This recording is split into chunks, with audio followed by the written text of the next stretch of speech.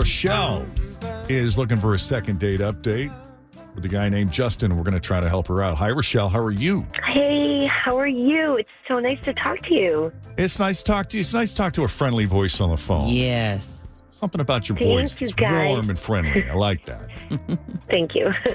I met this wonderful guy online, and we went out for dinner at Applebee's, and we sat there for like over 2 hours, and we talked, and I just thought everything was going so well, and he asked me a lot of questions, and he seemed like pleased with every answer I gave him. You know, like he would smile or he'd laugh or he'd nod, like he's such a good listener.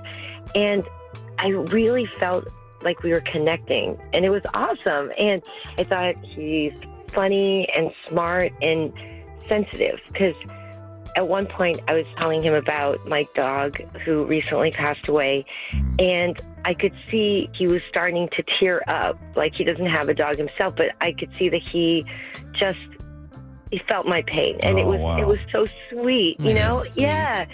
And overall, I just thought it was just an awesome date. And I told him I'd love to go out with him again. And, you know, he looked like he lit up and was like, yeah, that sounds great. So he walked me in my car, and we looked at each other for a few seconds. I really thought, like, oh my gosh, he's going to kiss me. If he wants to kiss me, he could totally kiss me.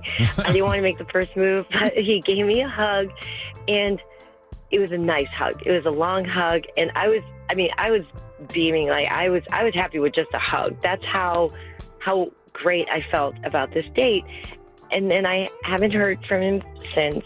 I also didn't reach out. I kind of felt like, I don't know, I kind of wanted to leave it up to him. I've just put myself out there a lot. So I said, this time I'm going to lay back, but I haven't heard from him, and now I want to know why. No, that's frustrating. I love those hugs that you're talking about, though. I know, like the way you described it, that warm hug where it's a full embrace and it just feels good. You can tell they mean it. Yeah. The other thing that I noticed, like when you were talking about how he teared up a little, were you tearing up first? Because I find that emotion is sometimes contagious. Like if I'm talking with someone who becomes emotional and it's something that I can even remotely relate to, I find myself feeling that emotion with them. Yeah, Your inner that's actually a empath nice comes out. quality. Is that what that is? Yeah, you're empathic. That's such a nice quality. You know, when I was telling him the story, I didn't want to get emotional, so I was looking away because it's been really tough for me. Yeah. And when I looked over at him, and I could see that the tears were kind of coming. He wasn't dripping down his face, but that made me also a little bit like misty. And then, Right. Well, you feel safe. yeah. And for those of us who've been through it, I mean, gosh, I'm sitting here getting teared up just thinking of you going through that experience and how awful that must It be. is awful. Yeah, thank you, guys. All right. Oh, that's sweet.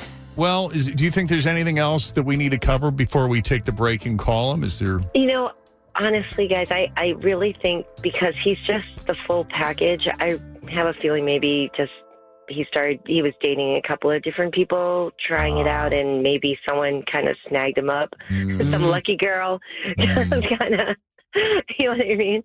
It'd be nice to know. So, yeah. Okay. We'll take a break. When we come back, we'll call Justin and see what's going on there and whether or not there's any chance of a second date. A second date update continues. Now, Rochelle met Justin. I've already forgotten how Rochelle met Justin. I just know they had a lovely dinner at Applebee's, and it lasted for a good couple of hours. Right, Rochelle? We didn't stop talking. It was wonderful. Yeah, and Justin's one of those guys who, you know, when he's listening, that you really have his attention, and he asks those follow-up questions, and he's obviously a very empathetic guy, because when the topic of her dog who passed away came up, he even got a little teary-eyed. So it just makes you fall in love with him even more, doesn't it, Rochelle? Absolutely. Yes.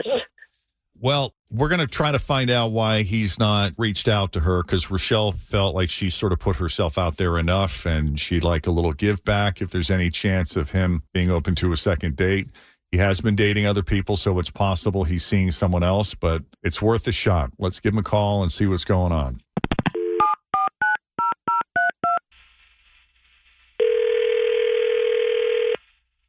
Hello, this is Justin.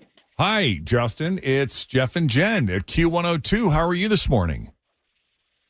Oh, hey. How are you guys? What's up?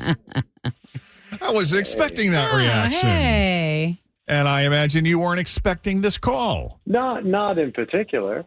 Are you a fan? Do you listen often? A fair amount. Yeah, I like you guys. Oh, I appreciate that. By chance, is this the dating thing?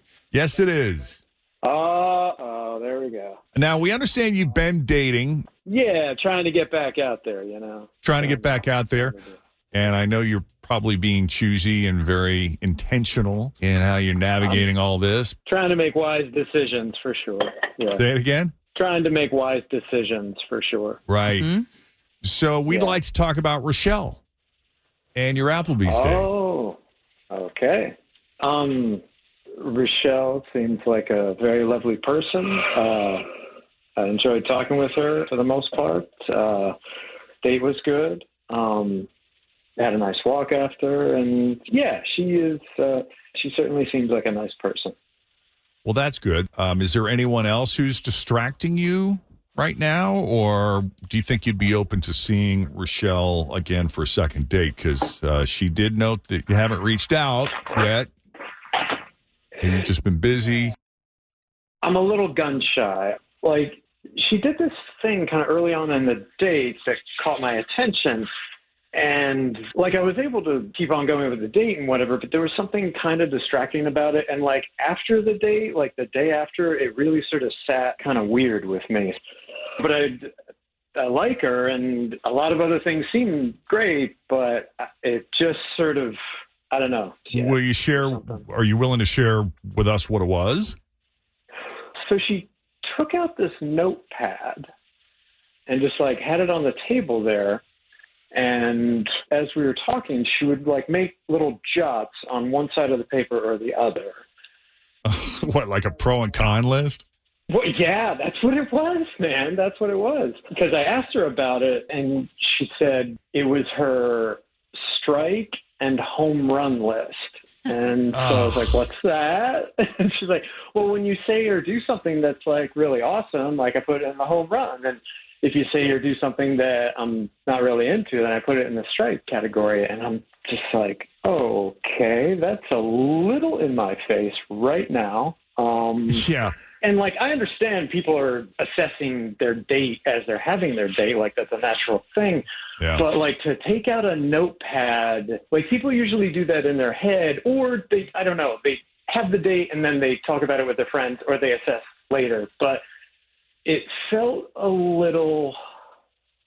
Definitely different. Yeah, a little commodity-based and a little, like, wait a minute, like, I'm a person, man. Can we just sort of, like, be here now instead of, like, instantly ranking? Or, like, are you going to want to try to, like, shape me who you want to be? Like, what's going on? Like, So my little baby sister, who just celebrated a birthday recently, used to write down things, and we found some of these in my mother's house after she passed away, where she would write down offenses that I committed that she was going to tell mom about. Good for her. And they were like the silliest, dumbest things, you know, like he left his clothes on the floor, or he moved my milk, or something stupid, you know? Yeah. Yeah, man. And the thing that's real conflicting is that there were a lot of moments, like, in the conversation and whatnot, where it felt like there was, you know, wonderful chemistry and, like, flow and going on, and you getting to actually know someone. And then, like, I would see her, like, pick up the pen and then jot something down. It would, like, take me out of that. Yeah. For a moment or two. And I'm just like, what? I'd have been like, can we go over my strikes? I'd like to know, what did I do wrong? What I'd were be my really strikes? curious too. Yeah. Well, yeah, and, like, how would you like it if I took out a thing and, like, and starting to categorize everything I don't like and like about you, right? I'm just really curious. So what is the reason? Why do you do this? I was going to say, Jeff, that's such a nice story about your sister, and that's really special, actually, I think. And to explain myself, this is actually the first time I've ever done it. It was actually my sister that suggested it because she knows me so well. I get so caught up in the moment sometimes, and I get so nervous. I don't usually leave a date, like, really clear about what just happened. I don't know if anyone can relate, but I I tend to get so lost in the moment, and I just want it to work out so badly that I only remember the things that I like about a guy. And then I'm kind of blind to all the things that I guess my red flag radar is not very sharp. So even though I hear it, it doesn't hit me that this is probably not a good Red fit. flag blindness. Yeah. And when one of those, I don't want to say bad things, but not compatible things pops up, she said, just make a little note, and Justin, you only had one strike, and that was your work hours. You told me you work like so much, and that's because he's young, and so he's just, this is the time to do it, right? That was his only strike? Was his work hours? Yeah, they just work so much, and as he gets older, I think that'll calm down. But I know it sounds really crazy, but there were a lot of you knocked it out of the park type of thing. It was a kind of a jokey thing she came up with for me. So I'm sorry if it came off. I mean, you asked me about it, and I thought I kind of explained it, so I didn't realize it was such a turnoff. Yeah. For you, Justin. Well, I guess my question is, if let's say you got into a relationship with him, if every time you're having a heart-to-heart with him and you're sitting there with a notepad saying, he was dismissive to me, I'm going to write that down. Oh, This isn't a regular thing that you carry around with you every this was time you're in a relationship. No, it was the first time I did it. And my sister was like, if a guy has a problem with you protecting yourself, then that might be a red flag. Yeah. That's true. So what do you think, Justin? Do you think you can, give this another go? Are you open to it? Is it okay with you if she makes a few notes on the date? At what point, on date number 3, do we put the notebook away? Can we make a compromise, a deal here? I guess the thing is, I wouldn't want, what are you looking for in dating? Are you looking for short-term, long-term? Are you, trying to have 3 kids? Or, why are you dating, I guess? And maybe that's a thing we could talk about on a second date. Maybe we do something a little more active, like a walk or something that gets us not just sitting there maybe feeling a little too nervous. Well, what I'm gathering from the two of you, you're both talkers. Yeah. Yeah, we like to talk. Yeah. So, I don't know if I don't know if an active date is better for talkers or if sitting down is better for talkers, but I think that the two of you should talk about it and come up with a plan and do this again. What do you all think? Should they get together and talk about it? Oh, yeah. Yeah, I think they should talk about it. Yeah, I guess we are talkers, but I think a bicycle ride would be nice, and we could still talk. I'll see you guys tomorrow. Because you can't take notes on a bike ride. No, so that's, right, exactly. Yeah. So, yes, let's do it. Do it. They're doing it. All right. Let's do it. So we're going to set it up. Justin, you'll be hearing from Rochelle because she called us. Just give her the courtesy of a response. And we appreciate you both coming on Second Date Update, you guys. Thank you so much, Jen and Jeff. I love you guys.